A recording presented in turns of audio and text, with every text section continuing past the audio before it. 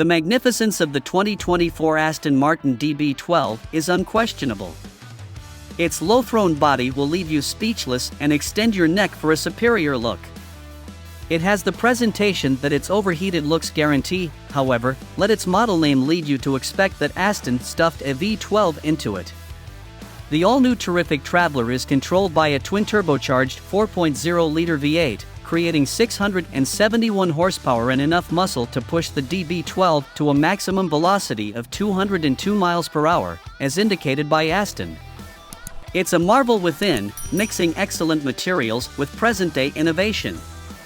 The Roadster is currently a bargain, while the Vol anti-convertible will open up very soon.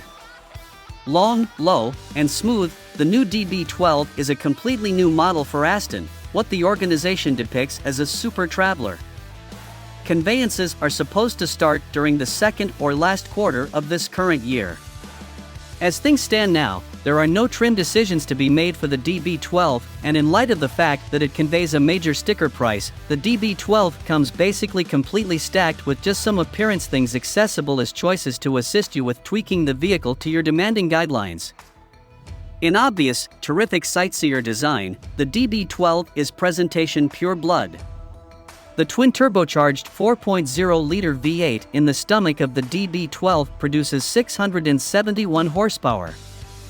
We believe that is sufficient to spring the vehicle to 60 miles per hour in 3.3 seconds while heading to a maximum velocity of 202 miles per hour.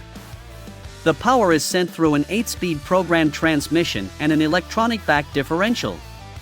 We examined the DB12 on twisty mountain streets in the south of France and left dazzled, both with the vehicle's savage V8 powertrain and its descent.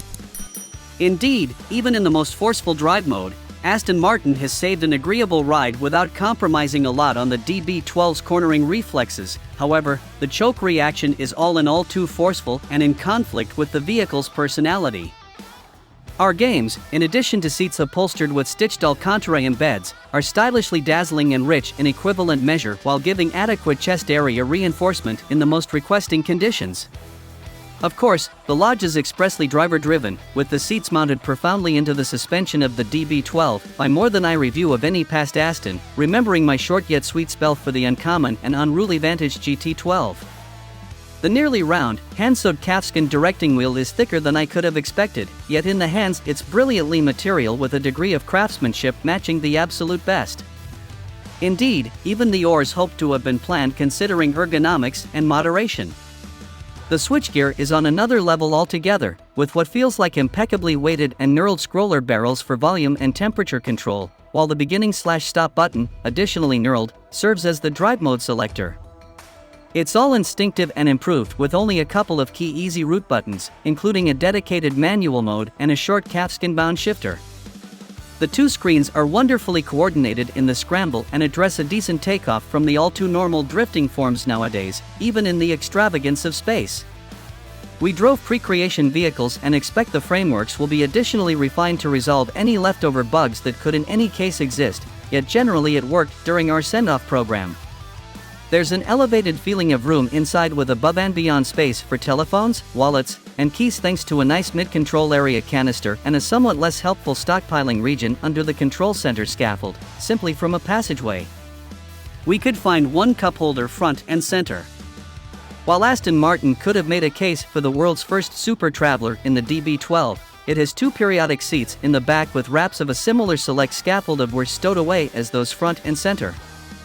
For the end of the week and short-term visits, there's a nice boot fit for gulping essentially a couple of good-sized delicate sacks, 262 liters worth, to be exact.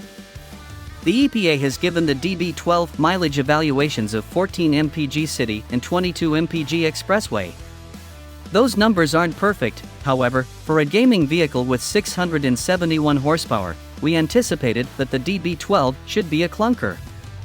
Whenever we get an opportunity, we'll take the DB12 on our 75 miles per hour throughway efficiency course and update this story with certifiable experimental outcomes.